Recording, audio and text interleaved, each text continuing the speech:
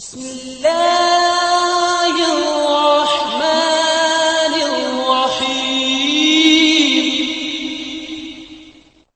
اعوذ باللہ من الشیطان الرجیم، بسم اللہ الرحمن الرحیم۔ السلام علیکم۔ آج آپ کا میزبان ڈاکٹر کاشف بشیر تفہیم القرآن سیریز کی قسط نمبر 448 کے ساتھ آپ کے سامنے حاضر خدمت ہے، جس میں ہم انشاءاللہ العزیز سورہ صاد کی آیت نمبر 45 سے لے کر 64 تک کا ترجمہ اور تفسیر آپ کے سامنے پیش کریں گے، اور اس حصے کا موضوع ہے جنت اور دوزخ۔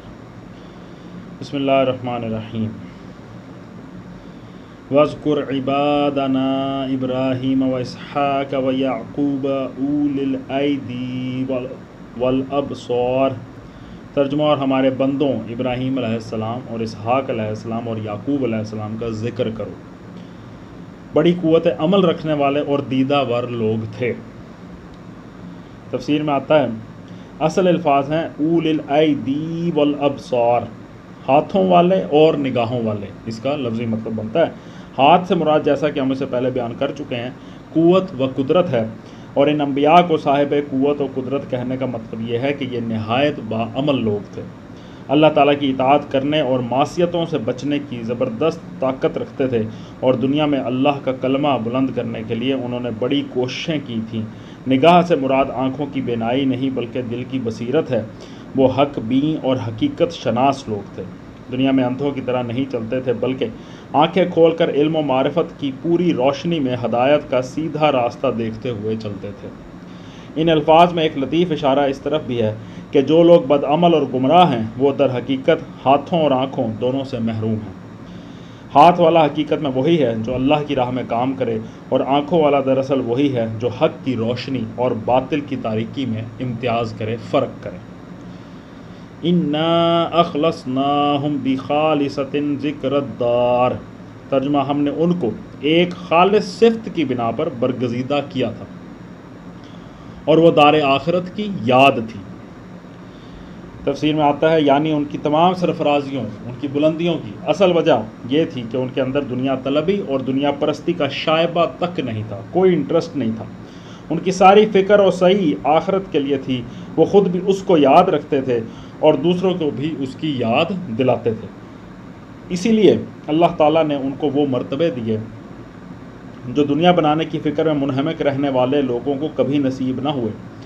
اس سلسلے میں یہ لطیف نقطہ بھی نگاہ میں رہنا چاہیے کہ یہاں اللہ تعالیٰ نے آخرت کے لیے صرف دار یعنی وہ گھر یا اصل گھر کا لفظ استعمال فرمایا۔ اس سے یہ حقیقت ذہن نشین کرنی مطلوب ہے کہ یہ دنیا سرے سے انسان کا گھر ہے ہی نہیں، بلکہ یہ صرف ایک گزرگاہ ہے، ایک مسافر خانہ ہے جس سے آدمی کو بہرحال رخصت ہو کر جانا ہے۔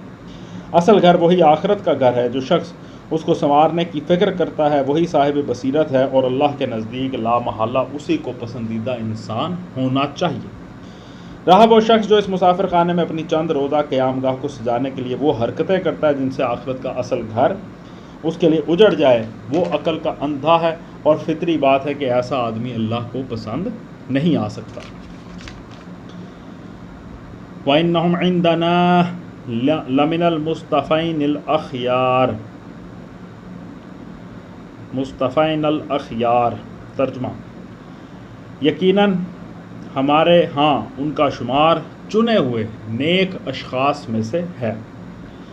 وَاذْكُرْ إِسْمَاعِيلَ وَالْيَسَعَ وَذَا الْكِفْلِ وَكُلٌّ مِّنَ الْأَخْيَارِ۔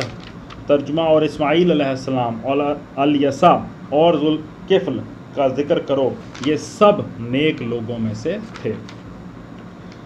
الیسع تفسیر میں آتا ہے قرآن مجید میں ان کا ذکر صرف 2 جگہ پر آیا ہے، ایک سورہ انعام کی آیت نمبر 86 میں، دوسرا اس جگہ پر، اور دونوں مقامات پر کوئی تفصیل نہیں آئی بلکہ صرف انبیاء اکرام کے سلسلے میں ان کا نام لیا گیا ہے۔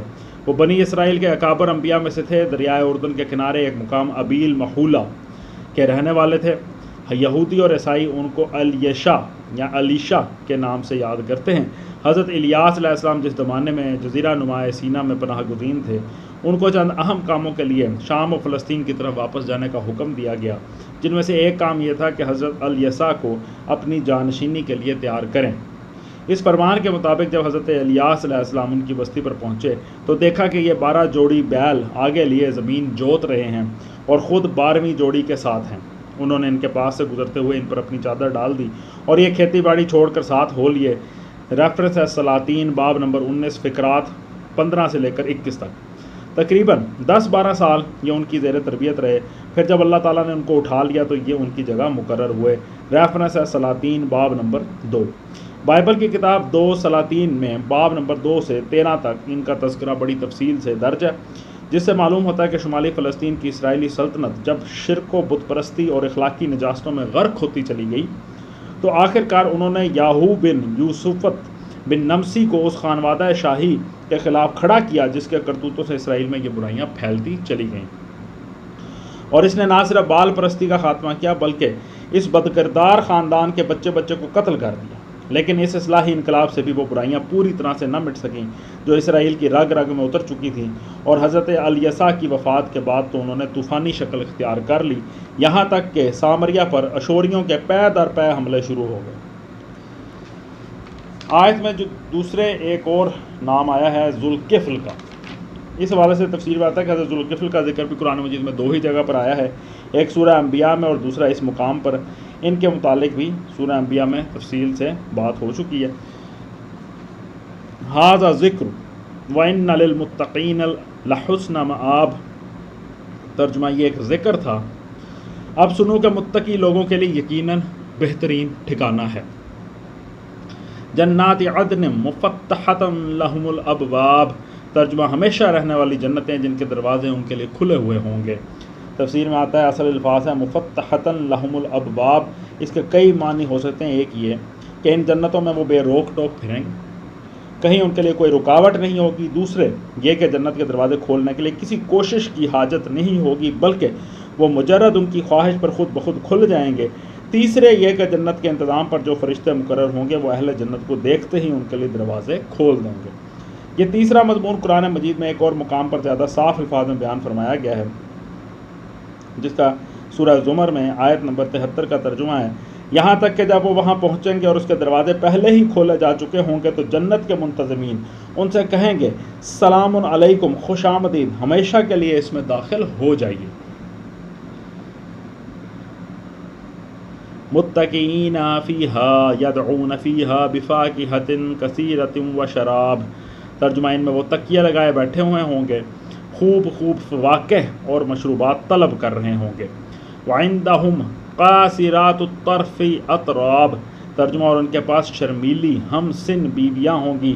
ترجمہ تفسیر میں آیا ہم سن بیویوں کا مطلب یہ بھی ہو سکتا ہے کہ وہ آپس میں ہم سن ہوں گی، اور یہ بھی کہ وہ اپنے شوہروں کی ہم سن ہوں گی، ان کی عمر کی ہم عمر ہوں گی۔ ھذا ما توعدون لیوم الحساب، ترجمہ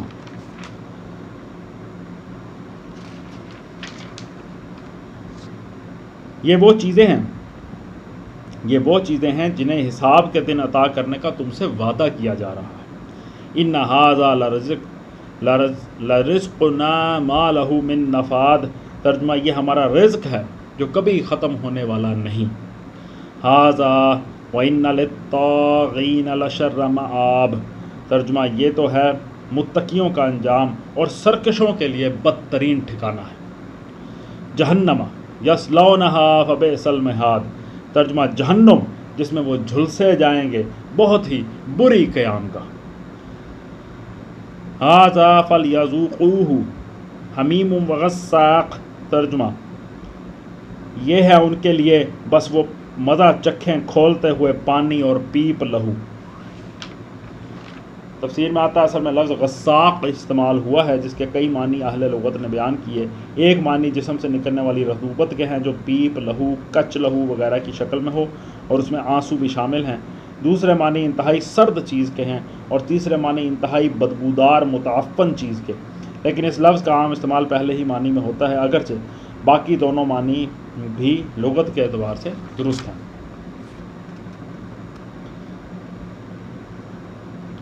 وآخر من شکلہ ازواج، ترجمہ اور اسی قسم کی دوسری تلخیوں کا۔ ھذا فوج مقتحم معکم لا مرحبا بہم انہم صالوا النار، ترجمہ وہ جہنم کی طرف اپنے پیرووں کو آتے دیکھ کر آپس میں کہیں گے یہ ایک لشکر تمہارے پاس گھسا چلا آ رہا ہے، کوئی خوش آمدید ان کے لیے نہیں ہے، یہ آگ میں جھلسنے والے ہیں۔ قالوا بل انتم لا مرحبا بکم انتم قدمتموہ لنا فبئس القرار۔ ترجمہ وہ ان کو جواب دیں گے، نہیں بلکہ تم ہی جھلسے جا رہے ہو، کوئی خیر مقدم تمہارے لیے نہیں، تم ہی تو یہ انجام ہمارے آگے لائے ہو، کیسی بری ہے یہ جائے قرار۔ قالوا ربنا من قدم لنا هذا فزده عذابا ضعفا في النار۔ ترجمہ پھر وہ کہیں گے، اے ہمارے رب، جس نے ہمیں اس انجام کو پہنچانے کا بندوبست کیا اس کو دوزخ کا دوہرا عذاب دے۔ وقالوا ما لنا لا نرى رجالا كنا نعدهم من الاشرار۔ ترجمہ اور وہ آپس میں کہیں گے، کیا بات ہے، ہم ان لوگوں کو کہیں نہیں دیکھتے جنہیں ہم دنیا میں برا سمجھتے تھے۔ تفسیر میں آتا ہے مراد ہیں وہ اہل ایمان جن کو یہ کفار دنیا میں برا سمجھتے تھے۔ مطلب یہ ہے کہ وہ حیران ہو کر ہر طرف دیکھیں گے، ڈھونڈیں گے کہ اس جہنم میں ہم اور ہمارے پیشوا تو موجود ہیں، مگر ان لوگوں کا یہاں کہیں پتہ نہیں ملتا جن کی ہم دنیا میں برائیاں کرتے تھے اور خدا رسول آخرت کی باتیں کرنے پر جن کا مذاق ہماری مجلسوں میں اڑایا جاتا تھا۔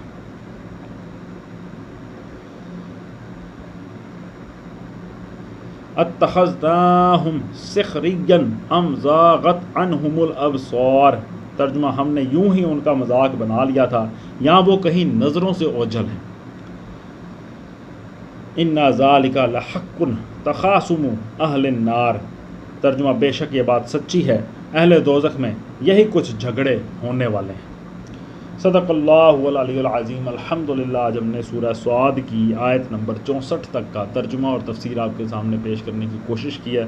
اللہ تعالیٰ سے دعا ہے کہ اللہ تعالیٰ ہماری غلطیوں سے درگزر فرمائے، ہمیں معاف فرمائے اور ہمیں قرآن مجید کے مطالب و مضامین کو بہتر طریقے سے، بہترین طریقے سے سمجھنے کی توفیق عطا فرمائے، اور اللہ تعالیٰ ہمیں اس توفیق اور قوت اور ہمت سے نوازے کہ ہم ان تعلیمات کو اپنی زندگیوں میں نافذ العمل کر سکیں، اور جن کی وجہ سے، جن کی بدولت، جن کی برکت سے ہم اللہ تعالیٰ کے پسندیدہ بندے بن سکیں۔ اسی دعا کے ساتھ آپ سے اجازت چاہیں گے، اپنا بہت خیال رکھیں، آپ لوگوں کا بہت بہت شکریہ، اللہ حافظ۔